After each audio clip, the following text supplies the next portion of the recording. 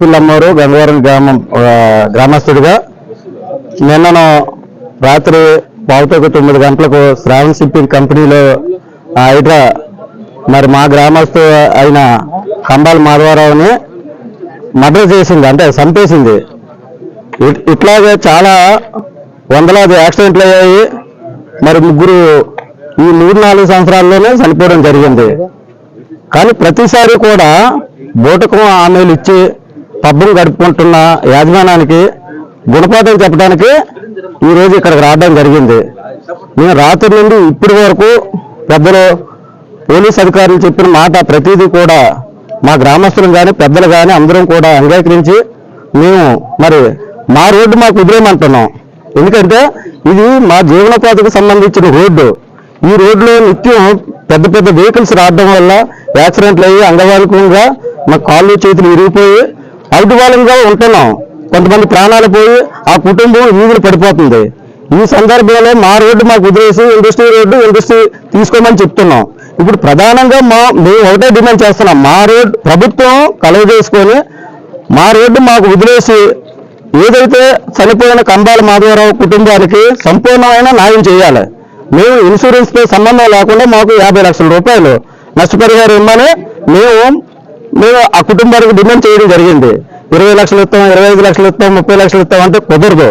ఎందుకంటే గతంలో కూడా మరణించిన కుటుంబాలకి ఇన్సూరెన్స్ అనే డ్రామా ఆడి వాళ్ళు చాలా తక్కువ 20 లక్షలు, 18 లక్షలు, 19 లక్షలు ఇచ్చి చేతులు దులుపుకున్నారు. ఇప్పుడైతే అలా కుదరదు.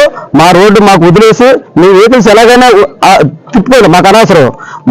మా గ్రామానికి మా గ్రామ ప్రజలకు ఎటువంటి హానికరం కలగకుండా మా రోడ్డు మాకు వదిలేసి ఆ కుటుంబానికి న్యాయం చేయాలని ఈ సందర్భంగా మీడియా మిత్రుల ద్వారాగా తెలియజేస్తున్నాం ప్రభుత్వానికి.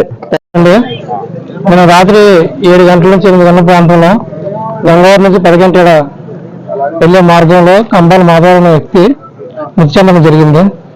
అది కూడా ఆయన ఏదో ఎమర్జెన్సీ ఫోన్ వస్తే పక్కన ఆగి ఫోన్ మాట్లాడుకుంటున్నాడు. ఆ మాట్లాడుకున్న సందర్భంలో శ్రావణం నుంచి జేసీబీ చాలా వేగంతో వెళ్ళి ఆగున్న వ్యక్తిని ఢీకున్నది. అవుట్న అతను స్పాట్లో చనిపోవడం జరిగింది. అప్పుడు గంగవరం నుంచి వెళ్ళే వ్యక్తులు చూసి ఇదేంటి మానవుడి వ్యక్తిని ఎవరో గుద్దేశారని చెప్పేసి స్పాట్లో అక్కడున్న ఎవరు యాక్సిడెంట్ చేశారో ఆయన పెట్టుకుని ఏం జరిగిందని చెప్పంటే వాళ్ళు పరారైపోయారు అడిగినట్టునే. అప్పుడు ఆ విషయాన్ని అంటున్న గంగవారి గ్రూపుల్లో సోషల్ మీడియాలో పెట్టడం జరిగింది. అంటున్న గంగవారిలో ఉన్న ప్రజలందరూ కూడా మమేకమయ్యి ఆ స్పాట్కి వచ్చి తక్షణమే న్యాయం జరగాలని చెప్పేసి నేను రాత్రి 8 గంటల నుంచి ఇప్పటి వరకు కూడా పదే అధికారులతో మాట్లాడడం జరిగింది. అధికారులు అయితే వాళ్ళకి ఏమీ చలనం లేనట్టుగా ప్రవర్తిస్తున్నారు. సార్ ఏంటి సార్ ఇది, ఒక సామాన్య మానవుడికి ఇలా జరిగినప్పుడు మీరు పట్టించుకోకపోతే ఎలాగని చెప్పంటే అప్పుడు వెంటనే ఏసీపీ గారు, తర్వాత గాజక్ సీఏ గారు, నువ్వుపూడి సీఏ గారు అందరూ వచ్చి మాతో మాట్లాడడం జరిగింది. అక్కడ స్థానికులతో తర్వాత ప్రజాప్రతినిధులతో మాట్లాడితే మీ డిమాండ్ ఏంటని చెప్పి అడగడం జరిగింది. అప్పుడు మేము ఒకటే చెప్పాం, సార్ అసలు ఈ రోడ్డు గంగవరం ప్రజలకు వేశారా లేక ఇండస్ట్రీస్కి వేశారని చెప్పి అడగడం జరిగింది. లేదు ఏదో జరిగింది కదా దానికోసం మాట్లాడదామని చెప్పి చెప్పడం జరిగింది. లేదు సార్ ఇప్పటికే ఈ రోడ్లో సుమారు 6 చనిపోయారు, దీంతో 7వ వాడు. ఇలా చనిపోతుంటే మేము వెళ్ళేది ఎక్కడికైనా వెళ్ళేది శ్మశాన వాటికి తప్పగానే మేము ఎక్కడికి వెళ్ళి సురక్షిత ప్రాంతానికి వెళ్ళట్లేదని సార్ చెప్పడం జరిగింది. అయితే ఆయన అన్నారు అసలు ఏది చెప్పండి, అప్పుడు చనిపోయిన ఫ్యామిలీతో మాట్లాడితే వాళ్ళు ఒకటే చెప్పారు, చనిపోయిన వ్యక్తికి ₹1 కోటి, తర్వాత వాళ్ళ ఫ్యామిలీకి మంత్లీ 25,000 జీతము, వాళ్ళ ఫ్యామిలీ